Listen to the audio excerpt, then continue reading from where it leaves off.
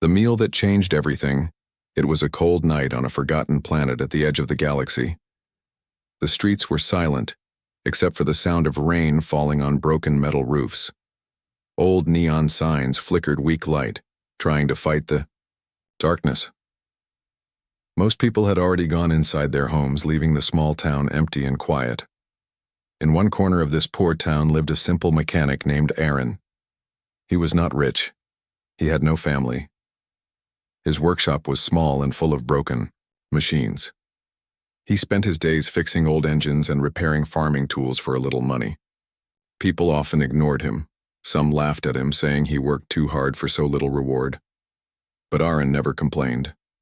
He lived a quiet, honest life. That night, when the storm was at its worst, Aaron locked his workshop and walked home. Gando carried a small bag of food, bread and soup for his dinner. As he passed an empty alley, he heard a sound. It was weak, almost lost in the rain. It was the sound of crying. Aaron stopped. He turned his head toward the alley. There, in the shadows, he saw two small figures sitting on the ground. They were two girls, no older than 10. Their clothes were torn, their faces pale. They were shaking from the cold. The older girl tried to cover the younger one with her thin arms, but both were soaked by the rain. Their eyes looked tired, hungry, and full of fear. Aaron walked closer. "What are you doing here?" he asked gently. The older girl's eyes widened. She pulled her sister closer, afraid he might hurt them. She said nothing. Only the younger one whispered, "We are hungry." Aaron looked at them for a long moment. He knew his own life was hard. He had very little food, and sometimes he went to bed hungry himself. But something inside him refused to walk away. He opened his bag and took out the bread and soup. "Here," he said, kneeling down. "Eat this. It is warm." The girls looked at the food, then at him. They hesitated, but hunger was stronger than fear. Slowly, they reached out and took the bread. The older one broke it in half, giving the bigger piece to her little sister. They ate quickly, like they had not eaten for days. Aaron watched them, his heart heavy. He lit a small heater he carried in his bag and placed it beside them. Warm air spread in the cold alley. For the first time, the girl stopped shaking. "You should not be out here," Aaron said softly. "It is dangerous at night. Where are your parents?" The older girl lowered her head. "They are gone," she whispered. Aaron felt a sharp pain in his chest. He wanted to ask more, but he could see the tears in their eyes. He knew enough. Orphans, alone, lost in a cruel world. He stayed with them as they finished the meal. The younger girl smiled at him, a weak but honest smile. "Thank you," she said in a tiny voice. Aaron nodded. "Rest now. You will be safe for tonight." He gave them his own coat, covering both sisters with it. He sat there in the rain, keeping watch until their eyes slowly closed and they fell, asleep against the wall. That night, Aaron himself did not eat. He gave away his only food. His stomach was empty, but his heart felt warm. He told himself it was nothing, just a small act. Tomorrow, he would return to his machines and his quiet life.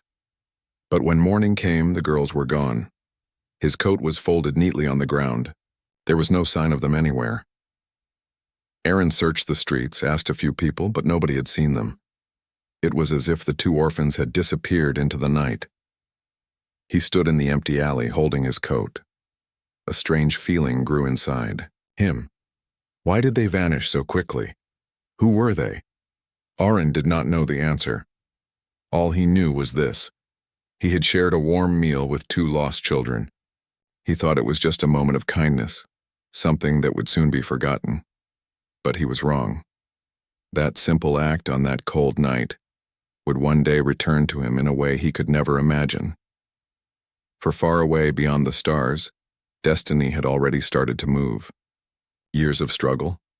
10 years passed since that cold, rainy night. The world changed, but Aaron's life stayed almost the same. He still worked in his small workshop at the edge of town. The walls were old, the roof leaked during storms, and the machines inside were always covered in dust and grease. Every morning he woke up before sunrise, drank a cup of bitter tea, and started repairing broken engines. He was known as the quiet mechanic. People came to him when their farming bots stopped working or when their air filters broke down. He never asked for much payment. Sometimes he worked only for a little bread, sometimes for nothing at all if the family was poor. But his kindness was rarely returned. Most people did not respect him. They saw him as a poor man, someone who would never rise above his small workshop. Kindness does not fill your stomach, the butcher once told him with a laugh. Machines cannot love you back, a neighbor said, shaking his head. You waste your life helping others when no one helps you, another mocked. Aaron never answered. He simply smiled, wiped the oil from his hands, and went back to work. Inside, though, he often felt lonely. He had no family, no wife, no children. Only his tools kept him company.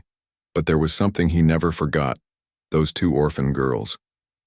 He still remembered their faces, their small hands holding bread, their weak voices saying, "Thank you."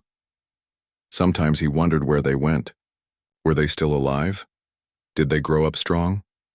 He had no answers, only questions. And each year, the memory grew softer, like an old dream.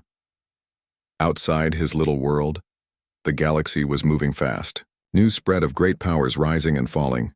Giant fleets were built, new colonies were formed, and strange wars were fought in the dark between stars. Travelers came through his town with stories. They say the royal fleet has returned stronger than ever. I heard a hidden empire is growing beyond the rim. Have you seen it? New ships made of silver, flying faster than light. Aaron listened, but those were not his concerns. He was only a mechanic, and the stars were far away. His life was simple. Broken tools, repaired machines, a bowl of soup, and sleep. Yet sometimes at night he sat outside and looked at the sky. The stars shined like tiny fires. He thought of the two girls again. Somewhere out there, maybe they were watching the same stars. But life was not easy. Some years food was short. Some years the town was struck by sickness. There were days Aaron worked without eating. Days he sold his own things just to survive. Still, he kept his workshop open.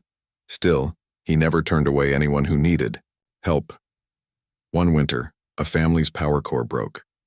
Without it, they would freeze to death. They had no money. Aaron worked all night, repairing the old machine with his bare hands. When it finally hummed back to life, the family cried with relief. They gave him only a loaf of bread in thanks. Aaron smiled, even though he was weak from hunger. Another time, a traveler's ship fell from the sky near the town. Everyone was afraid to go near it, thinking it might explode. But Aaron went. He found the pilot trapped inside, injured and bleeding. He pulled the man out, saved his life, and repaired the ship. The pilot promised to return one day and reward him, but he never came back. Aaron never minded. He was used to giving more than he received. Then came the rumors. Strange whispers spread through the markets.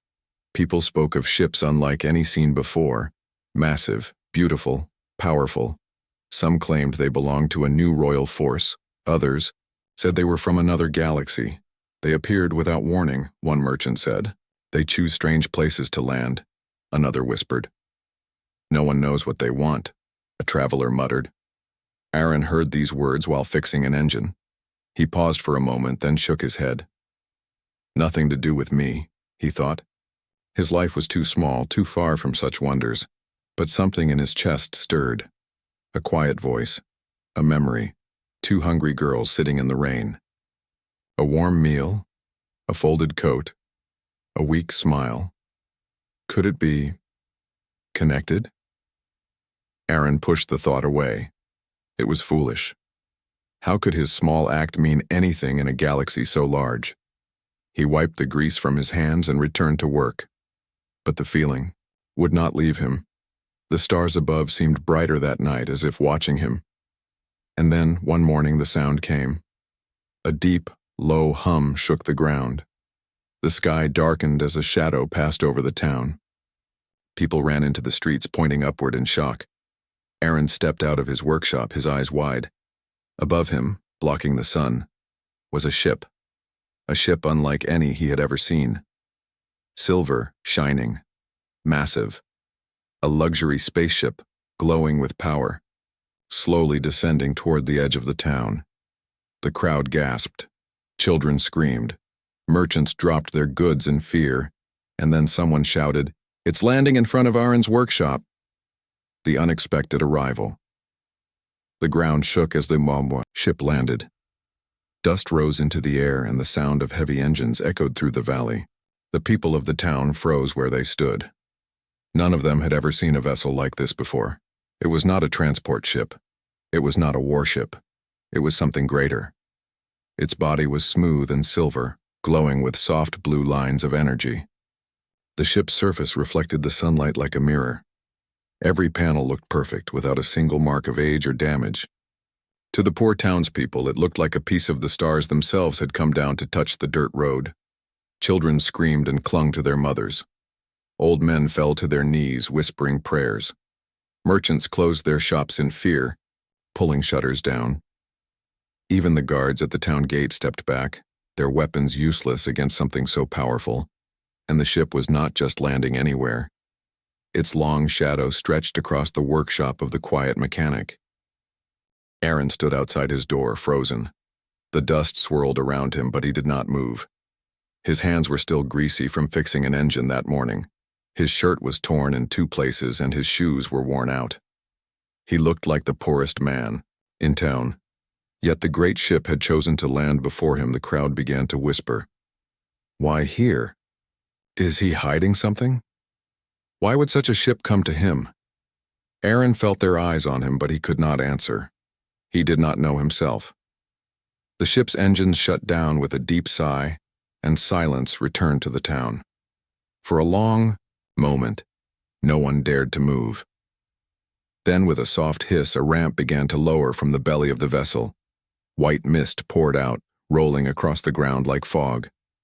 Aaron's heart pounded. He had seen ships before, old ones, broken ones, even military ones passing far above, but never anything like this. This was luxury, power, and mystery combined.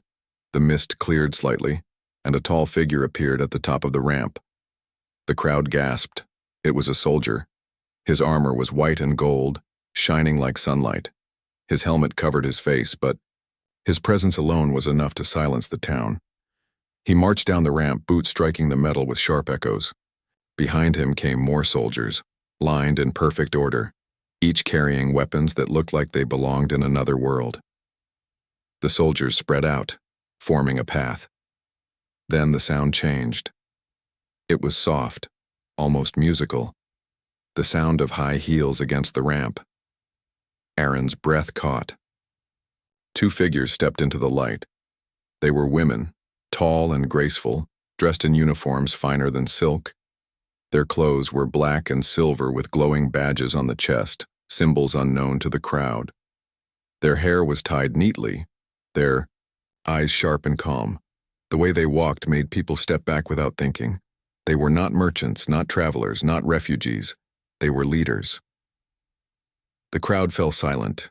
Some bowed without even knowing why. Others only stared, their mouths open. Aaron did not move.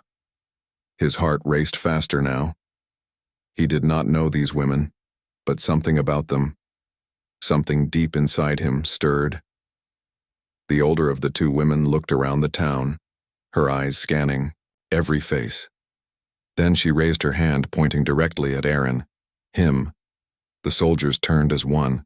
Their golden helmets faced the poor mechanic.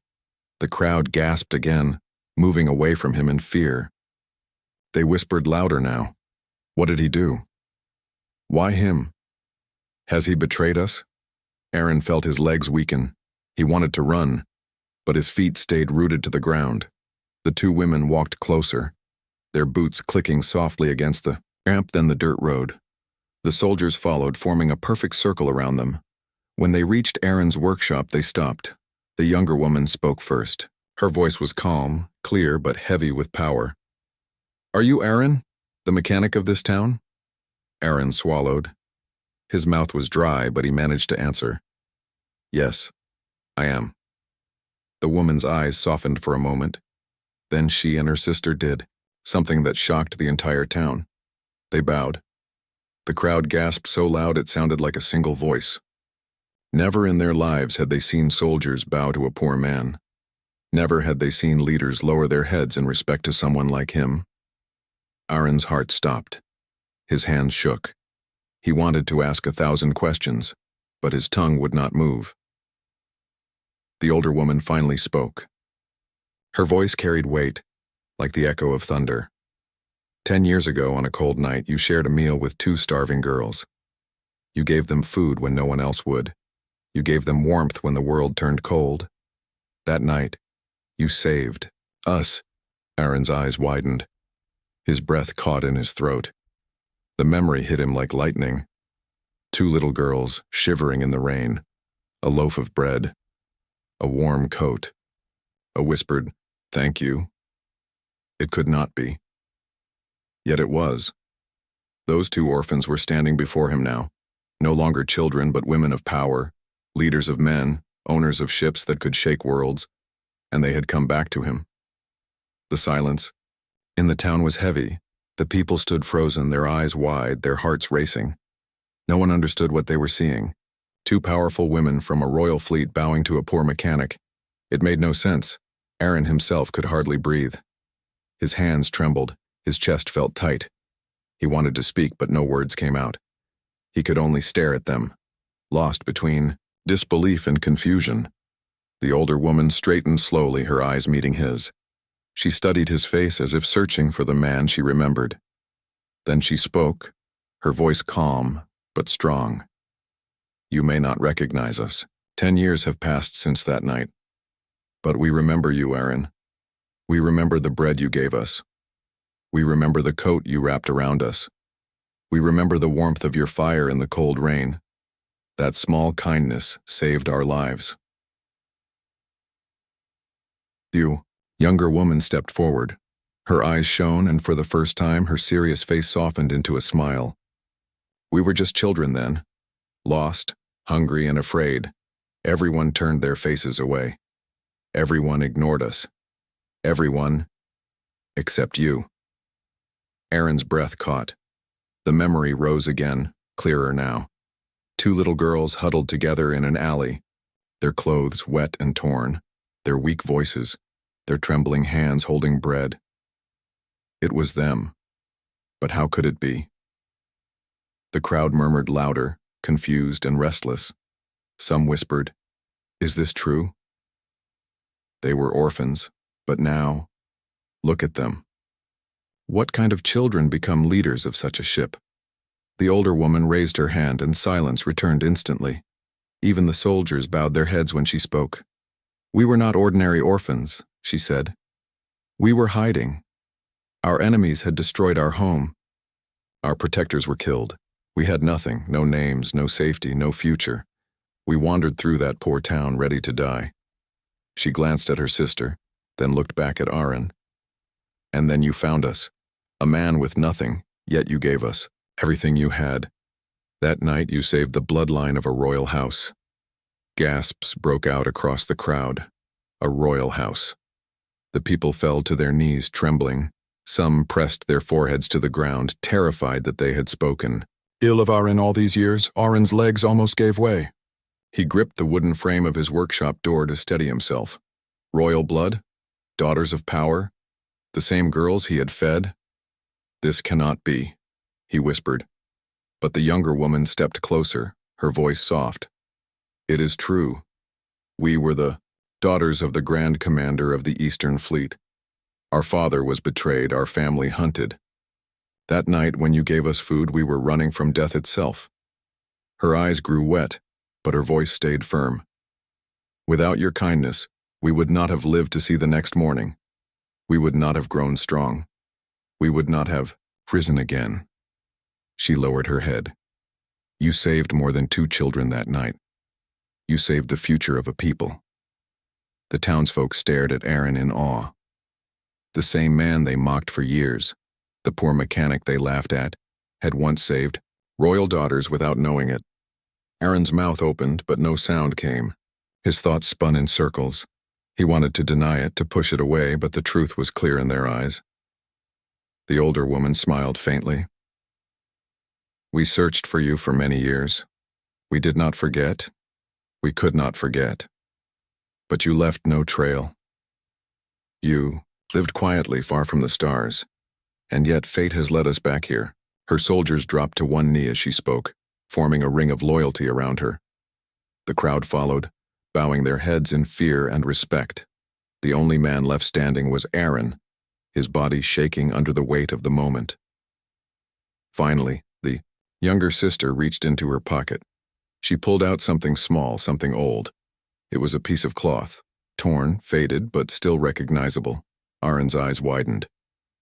It was his coat, the same coat he had given them 10 years ago.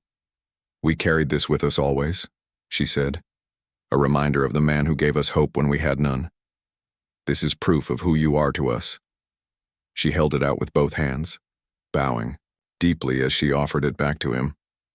The soldiers bowed lower, their weapons touching the ground. Aaron stared at the cloth. His throat burned. He remembered the night he gave it away. He had told himself it was nothing, just a small act of kindness. But now, standing before him, it was clear. His choice had changed history. The older woman lifted her head, her eyes fierce with determination. Aaron, she said, we are no longer children. We are commanders now, leaders of fleets, rulers of worlds. But none of that erases the night you saved us. That night, you became part of our story, and today, we have returned to make you part of our future. The crowd erupted in cries of shock. The air trembled with the weight of her words. Aaron's knees weakened again. He could barely stand. His mind screamed at him that it was impossible, but the truth stood in front of him, alive, undeniable. He had fed 2 orphan girls a warm meal, and 10 years later, those same girls had returned, no longer weak, no longer lost, but powerful women commanding a ship that made entire towns tremble, and they had come back for him. The air in the town was heavy. The people stayed bowed to the ground, not daring to raise their eyes. Only Aaron stood, though his legs shook under him. His heart pounded like a hammer, and his thoughts were a storm. Before him stood the 2 sisters he once knew as hungry children. Now they were commanders, powerful and proud, their soldiers kneeling in respect. The younger sister still held out the old torn coat, a memory from 10 years ago. Aaron took it slowly. His hands trembled as he touched the rough cloth. For a moment, the world around him disappeared. He was back in the alley on that cold night, back with 2 starving girls, back with the little fire that kept them warm. The older sister's voice brought him back. Aaron, we did not come only to thank you. We came to repay a debt that can never truly be repaid. Aaron blinked. Debt? I gave you food. That is all. The younger sister smiled softly. To you, it was small. To us, it was everything. That night, you gave us life. Without you, we would not be standing here. Without you, we would not have risen again. And without you, the royal fleet would have no leaders today. The crowd gasped at her words. Soldiers, merchants, children. Everyone looked at Aaron as if he were no longer just a poor mechanic, but something far greater. Aaron shook his head. I am no hero. I am just a man who fixed machines. I only did what anyone should do. The older sister stepped forward, her eyes burning with sharp truth. No, Aaron. You did what no one else would do. You gave when you had little. You shared when others turned away. That is what makes you different. That is what makes you human. Her words echoed across the silent town. The sisters exchanged a glance, then the younger one lifted her hand. At her signal, the soldiers moved aside, clearing a path back to the glowing ship. The ramp still waited, humming softly. Come with us, the older sister said. See what we have built. See what you saved. Aaron stepped back in shock. With you? No. I cannot. I am only a mechanic. I do not belong in such a place. But the younger sister shook her head firmly. You belong more than anyone. You showed us humanity when we thought it was lost. That is why we are here. Not to honor you with words, but to offer you a place among us." The townspeople gasped again. The poor mechanic invited aboard a ship that shone brighter than anything they had ever seen. It was beyond belief. Aaron's mouth was dry. He looked at his workshop, at the broken engines and the tools on his table. He looked at the people who once mocked him, now staring at him with fear and respect. He whispered, "Why me? You are commanders, rulers, leaders. What could you want from a man like me?" The older sister's answer came like thunder. "We want you. Not your skill with machines, not your hands for work. We want the man who gave us bread when he was hungry. We want the heart that saw 2 dying girls and chose kindness. In a galaxy full of war, greed, and cruelty, that kind of heart is rare, and it is worth more than all the ships in the stars." Her words struck him deeper than any blade could. The younger sister raised her hand again, and suddenly the ship behind her came alive. Its lights brightened and the great door opened wider. Inside, the people could see golden halls, shining floors, and walls lined with silver. A soft hum of advanced technology filled the air. The sight made the town gasp in wonder. They had never dreamed of such things. To them it was heaven. The younger sister looked back at Aaron. "This ship is yours as much as it is ours. All we have, all we command, we share it with you, because without you it would not exist." Aaron staggered. The ground beneath him seemed to move. A ship like that, wealth like that, honor beyond measure. It was too much for a man who had spent his life with oil-stained hands and broken tools. He looked at the townspeople again. Many of them could not meet his eyes. They remembered how they had mocked him, laughed at him, ignored him. Now they bowed low, their faces full of shame. Aaron clenched the torn coat in his hands. His throat burned as he spoke. "I never wanted reward. I never asked for power. I only wanted to do what was right." The older sister stepped closer, her voice calm but heavy. "And that is exactly why you deserve it. The galaxy is full of men who crave power, who fight for gold and titles. But the galaxy has too few men like you. Men who give without asking, men who show mercy in a cruel world. That is why we came. That is why we will not leave without you." The soldiers bowed again. The ship's lights glowed brighter. The air itself seemed to wait for his answer. Aaron's chest rose and fell. His mind swirled with fear and doubt. But deep inside, a small fire stirred. The same fire he had felt 10 years ago, when he gave 2 starving children a warm meal. And now, those children had returned. Not weak, not lost, but powerful women offering him the stars. The ship's ramp waited, glowing faintly under the morning sun. The soldiers stood aside, their golden armor shining, their weapons lowered in respect. The 2 sisters looked at Aaron with calm but steady eyes, as if the whole galaxy had paused for his decision. Aaron's throat was dry, his hands clenched, the torn coat so tightly it almost ripped. Part of him wanted to turn away, to return to his small workshop, to the life he knew. But another part of him, a deeper, quieter part, pulled him forward. The younger sister extended her hand. "Come," she said. "This door is open for you." The crowd behind Aaron held its breath.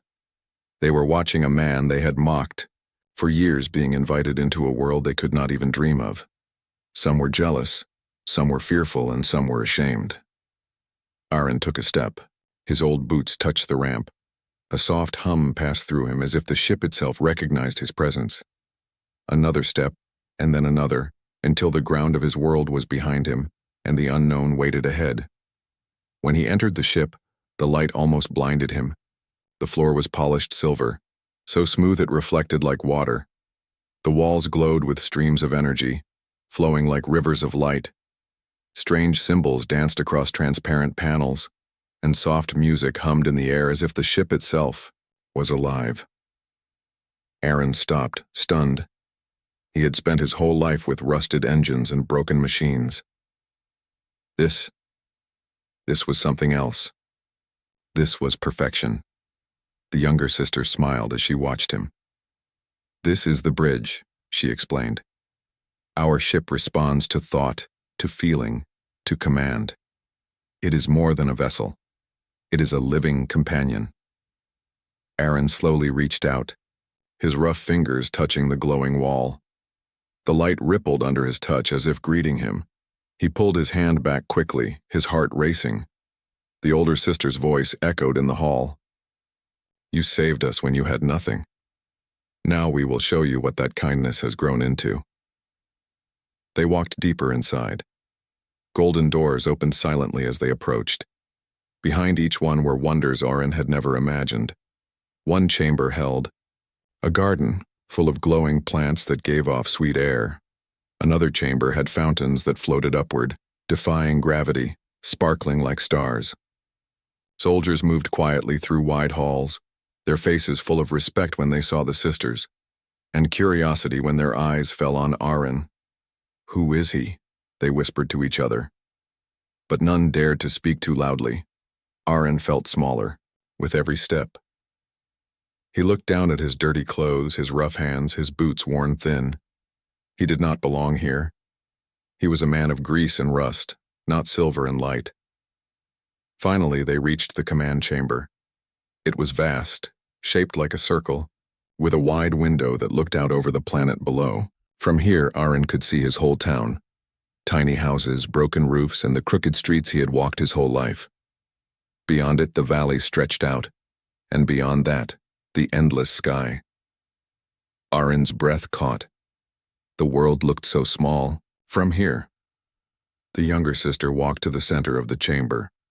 She touched a crystal on the floor, and suddenly the room came alive. A map of the galaxy appeared in the air, thousands of stars glowing, moving, circling each other. Aaron gasped, stepping back. He had only ever seen the night sky. But here, before his eyes, the entire galaxy was drawn in light. The older sister's voice was calm but filled with power. "This is the stage on which we now stand. Fleets rise and fall. Empires fight and crumble. And we, Aaron, are part of it." She looked at him directly. "And so are you." Aaron shook his head quickly. "No. I fix engines. I am no commander. I am not like you." The younger sister walked closer. "You are more than you believe. This ship does not need your hands. It needs your heart. You gave us life when we had none. Now you can give that same strength to others." Her words echoed in his chest. He wanted to believe them, but doubt clawed at his mind. How could a poor mechanic from a forgotten town belong in this world of stars and power? The sister stood before him, tall and proud. The galaxy map still glowed behind them, filling the chamber with light. The older sister raised her hand. "Aaron, you once opened a door for us when the world turned its back. Now we open this door for you. Will you step through? Will you walk with us among the stars?" The chamber fell silent. Even the soldiers seemed to hold their breath. Aaron looked at the stars, then at the town below. He thought of the people who had laughed at him, of the families he had helped, of the nights he had gone hungry. He thought of the two little girls in the rain. His hands clenched the torn coat again. He felt the weight of choice pressing on him. Was this truly his path? Or was it a mistake? He did not yet know. But the door to the stars stood open before him, and once stepped through, there would be no turning back. The command chamber glowed with the light of 1,000 stars. The great ship hummed around them, alive, waiting. Aaron stood in the center, the torn coat still clutched in his hand, the galaxy spread out before his eyes. He felt small, too small. His hands were rough, his clothes dirty, his heart full of doubt. He whispered almost to himself, "I don't belong here. I am no commander. I am no leader. I am just a mechanic." The older sister stepped forward. Her voice was calm, steady, but it carried a weight that filled the chamber. "You are wrong, Aaron. You are exactly what we need." Aaron looked at her in confusion. "Need? Why would you need me?" The younger sister answered, her eyes sharp but warm. "Because this galaxy has lost something. It has lost what you gave us that night. It has lost kindness." Her words struck him like lightning. She walked closer, her voice softer now. The empires fight for power. The fleets fight for control. Leaders speak of honor, but they know only greed. They see lives as numbers, people as tools, worlds as prizes. They do not understand compassion. They do not understand mercy. But you do. Aaron's chest tightened. He thought of all the years he had lived poor and forgotten, helping those who could not pay, giving food when he had little. He thought of the people who mocked him, telling him kindness was weakness. The older sister shook her head. They are wrong. Kindness is not weakness, it is strength. It is rare and it is powerful. That night you showed us something no army could give. You showed us what it means to be human. And that is why we came back. Aaron tried to speak, but his voice cracked. I cannot change galaxies, I cannot fight empires. The younger sister smiled faintly. You already have. That night when you gave us bread, you changed the course of our lives. You saved us, and because of that you saved every fleet we now command, every world that now follows us. Do you not see, Aaron? A single act of kindness can echo across the stars. Her words filled the chamber, and for the first time, Aaron felt the truth. He had always believed his life was small, his work unimportant. But now he saw how one small choice had rippled outward, shaping a future he could never have imagined. The older sister stepped closer, her eyes steady. We cannot lead this galaxy alone. We have ships, we have armies, we have power. But power without compassion is nothing. We need you, Aaron, not as a mechanic, not as a servant, but as our guide, our conscience, our reminder of what truly matters. Aaron's hand shook. He looked down at the coat, the old cloth that had once warmed two shivering children. His heart felt heavy but also light, as if a door inside him had opened. He looked up at them. You want me to be part of this? To stand beside you? The younger sister nodded. Yes. Not because of what you can fix with your hands, but because of what you can inspire with your heart. The older sister added, You once saved 2 lost girls.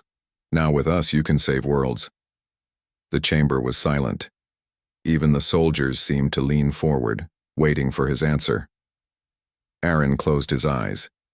He saw the cold alley again, the weak smiles, the soft, thank you. He saw the years of struggle, the mockery, the loneliness. And he saw this moment, the chance to step into the stars, to carry kindness into places where it was unknown. He opened his eyes, and he nodded. I will go with you. The sisters smiled, their eyes shining. The soldiers lowered their weapons and bowed deeply. The ship itself seemed to hum louder, as if it too approved of his choice. The younger sister spoke, her voice full of promise. Then come, Aaron. From this day forward, you are no longer just a mechanic. You are part of the royal fleet. You are part of our family. You are part of the stars. The older sister added, her voice like thunder and hope together. And together we will change the galaxy. The window before them shifted. The map of stars moved, focusing on a region far beyond. Fleets of enemy ships glowed red in the projection, waiting in the dark. War was coming. Aaron stared at the lights, his heart heavy with the weight of what lay ahead. But for the first time in his life, he did not feel small. He did not feel forgotten. He felt ready. He looked at the stars and whispered, If kindness can change 2 lives, maybe it can change the galaxy too. The sisters placed their hands on his shoulders, standing beside him. The great ship rose into the sky, leaving the small town behind. The people watched in silence as it vanished into the heavens, carrying with it a poor mechanic who once fed 2 orphans, now a man whose heart would guide fleets across the stars. And thus began a new chapter, not just for Aaron, but for all humanity. Because sometimes in a galaxy of power and war, the greatest weapon is kindness.